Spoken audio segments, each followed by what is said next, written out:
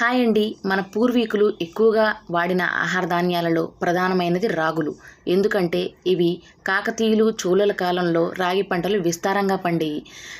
ధనవంతులు తెల్ల బియ్యం, వరి అన్నం ఎక్కువగా తింటే పేదవాళ్ళు రాగులు ఎక్కువగా పండించుకొని తినేవాళ్ళు. అందుకే వీటిని పేదల పాలు అని కూడా అంటారు. ఎందుకంటే చిన్నపిల్లలకి, వృద్ధులకు, గర్భిణీ స్త్రీలకు రాగులు అనేవి చాలా ముఖ్యమైనవి, ఆరోగ్యవంతమైనవి కూడా. అందుకే వీటిని ఎక్కువ మోతాదులో తీసుకుంటూ ఉంటారు.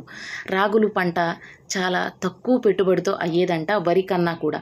అందుకనే చాలామంది పేదవాళ్ళు ఎక్కువగా రాగులను పండించుకొని రాగి సంకటి, రాగి రొట్టెలు, రాగి జావ ఇలా రకరకాలుగా వాటిని తయారు చేసుకొని తింటూ ఉండేవాళ్ళు. అంతేకాకుండా ఈ రాగి సంకటి ఇవి తినటం వల్ల మన శరీరం చల్లబడుతుంది, అరుగుదల శక్తి చాలా ఎక్కువగా ఉంటుంది.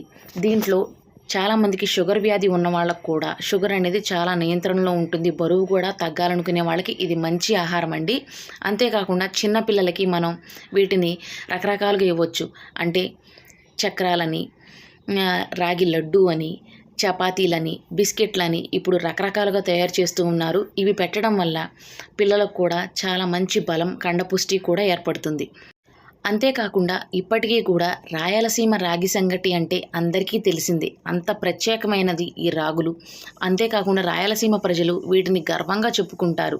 రాగులు మా బలమైన ఆహారం, ప్రత్యేకమైన ఆహారం అని. అందుకే వెనకటి తరం వాళ్ళు అంత గట్టిగా, కండపుష్టిగా ఉండేవాళ్ళు. కానీ మనం ఇప్పుడు ఎంత తిన్నా సరే, ఏ రోజైనా సరే అనారోగ్యాల పాలు అవ్వాల్సి వస్తుంది. అందుకే మన పూర్వీకులు వాడిన ఆహారాన్ని, వాళ్ళు వినియోగించిన పద్ధతుల్ని మనం పాటిద్దాము. మనం కూడా ఆరోగ్యంగా ఉందాము. అంతేకాకుండా ఈ రాగులు అనేవి మనకి చాలా ఇంపార్టెంట్. అందుకే ఈ విషయాన్ని నేను మీ ముందుకు ప్రస్తావన తెచ్చాను. తప్పకుండా లైక్ చేయండి, షేర్ చేయండి, సబ్స్క్రైబ్ చేయండి.